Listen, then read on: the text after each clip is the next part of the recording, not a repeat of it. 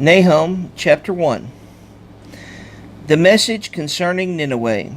The book of the vision of Nahum the Elkoshite. Yahovah is a jealous and revenging El. Yahovah is a revenger and a possessor of wrath. Yahovah takes vengeance on his adversaries, and he watches for his enemies. Yahovah is patient and great in power, but by no means leaves unpunished. Yahovah has his way in the whirlwind and in the storm, and the clouds are the dust of his feet. He is rebuking the sea, and it dries it up, and all the floods he has made dry. Bashan and Carmel are withering, and the flower of Lebanon is languishing. Mountains have shaken before him, and the hills have melted, and the earth is lifted up at his presence, and the world and all who dwell in it. Who does stand before his rage, and who rises up in the heat of his displeasure? His wrath is poured out like fire, and the rocks have been broken by him. Yahovah is good as a stronghold in the day of distress, and he knows those who take refuge in him. But with an overwhelming flood, he makes a complete end of the place of Nineveh, and darkness does pursue his enemies. What do you plot against Yahovah? He makes a complete end of it. Distress not. Distress does not rise up a second time. Though they are as entangled thorns, and as drunkards with their drink, they shall be consumed like stubble thoroughly dried. From you came forth one who plots evil against Yahovah, a counselor of Belial. Thus said Yahovah, though they are strong and many, even so they shall be cut off and pass away. Though I have afflicted you, I afflict you no more. So now I break his yoke from you and tear off your shackles. And Yahovah has commanded concerning you, your name shall no longer be sworn from the house of your mighty ones, and I shall cut off the carved image and the molded image, and I shall appoint your burial site, for you have been of no account. See on the mountains the feet of him who brings good news, who proclaims peace.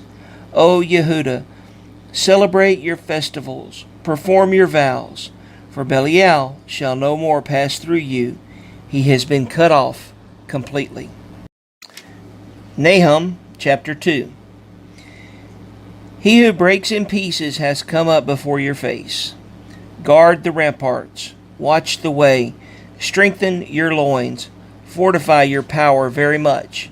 For Yahovah shall turn back the splendor of Jacob, like the splendor of Israel. For the emptiers have emptied them out and ruined their vine branches. The shields of his mighty men have become red, and the men of battle are in scarlet. The chariots are like flaming torches in the day of his preparation, and the cypresses shall be shaken. The chariots dash about in the streets, they rush one another in the broad ways. They look like flaming torches, they run like lightning. He remembers his noble ones, they stumble in their walk, they hurry to her walls, and the defense is prepared. The river gates have been opened, and the place is melted. And it is established, she shall be exiled, and she shall be led away. And her female servants are mourning as the voice of doves beating on their breast. And Nineveh of old was like a pool of water. Now they flee away. Stop, stop, they cry, but no one turns back. Plunder the silver, plunder the gold. There is no limit to the treasure, a wealth of all precious objects. She is empty, even emptiness and waste. And the heart has melted, and the knees have knocked together, and much pain is in all loins, and all their faces have become flushed.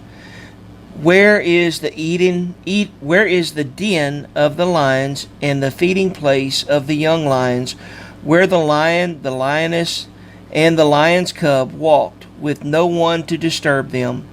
The lion tore in pieces enough for his cubs, and strangled for his lioness, and filled his caves with prey, and his dens with torn prey. See, I am against you, declares Jehovah of hosts, and I shall burn your chariots in smoke, and the sword devour your young lions. And I shall cut off your prey from the earth, and no longer is the voice of your messengers heard. Nahum Chapter 3. Woe to the city of blood! All of it is a lie, filled with plunder. The prey is not lacking.